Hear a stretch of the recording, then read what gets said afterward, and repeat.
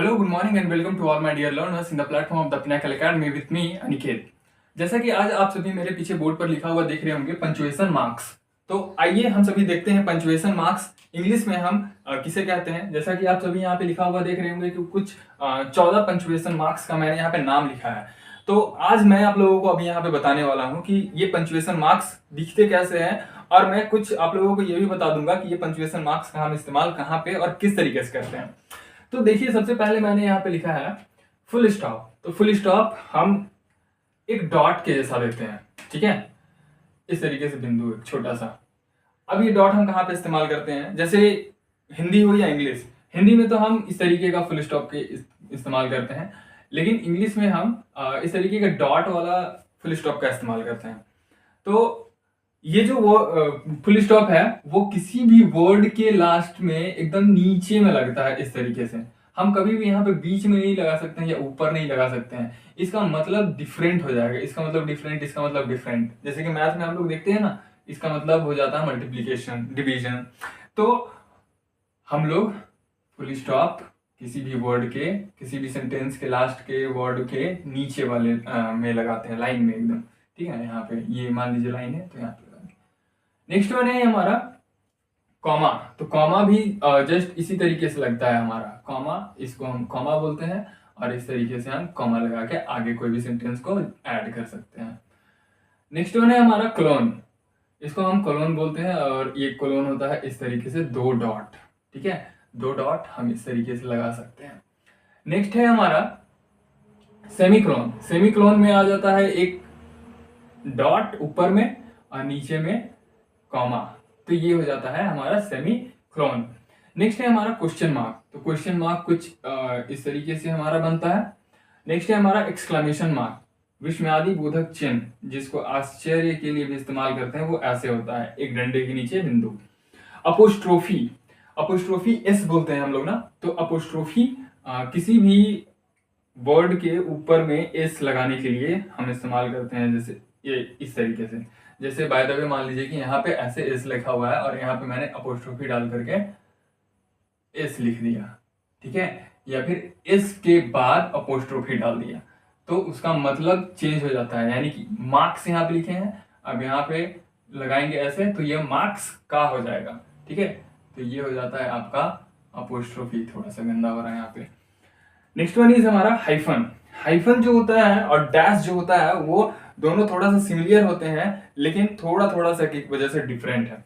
Hyphen है हमारा छोटा सा ये इस तरीके से, लेकिन जो डैश होता है वो हमारा लंबा होता है। नेक्स्ट है हमारा एलिप्सिस या डॉट्स। आप लोग सोच रहे होंगे ना कि ऊपर में भी डॉट बोल रहे हैं, यहाँ पे भी डॉट्स बोल रहे हैं, लेकिन ये डॉट थोड़ा डिफरेंट है। कैसे डिफरेंट है? क्योंकि यहाँ पे एक नहीं, एक, दो, तीन, ये तीन डॉट्स लगते हैं, इसीलिए ये है एलिप्सिस या डॉट्स। जैसे भी कि आगे कोई भी सेंटेंस में कंटिन्यू करने के लिए हम यहाँ पे लिखते हैं ना इस तरीके से, dot dot dot dot dot dot बोल देते हैं, तो ये हो गया हमारा एलिप्सिस।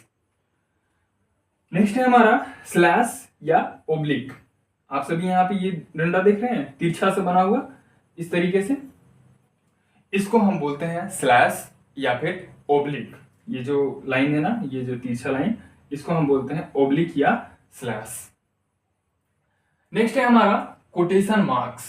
कोटेशन मार्क्स कैसा होता है? तो सबसे पहले किसी भी, हम कोटेशन बोलते हैं ना, थॉट ऑफ द डे बोलते हैं, तो उसको कोट करने के लिए हम दो प्रकार के कोटेशन मार्क्स का इस्तेमाल करते हैं।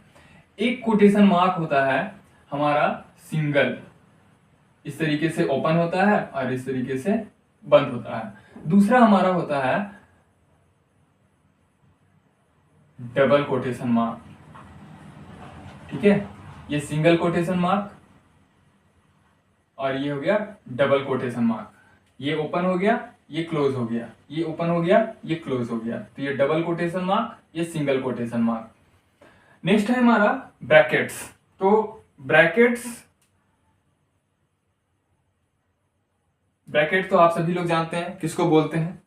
तो ये ब्रैकेट होता है इस तरीके से जो हम कर्व लाइन बनाते हैं, ठीक है, ये हमारा कहा जाता है ब्रैकेट्स। लेकिन इसको हम एक और नाम से जानते हैं जिसको बोलते हैं parenthesis, P parentheses, parenthesis। Next last है हमारा स्क्वायर ब्रैकेट्स। स्क्वायर ब्रैकेट्स होता है स्क्वायर के टाइप से, ये इस तरीके से हमारा बन गया, ये इस तरीके से। So this is square brackets. अब आइए इसका प्रोनाउंसिएशन देख लेते हैं। सबसे पहले हमारा फुल स्टॉप, हम इसको पीरियड भी बोलते हैं, ठीक है, पीरियड, PERIOD, पीरियड।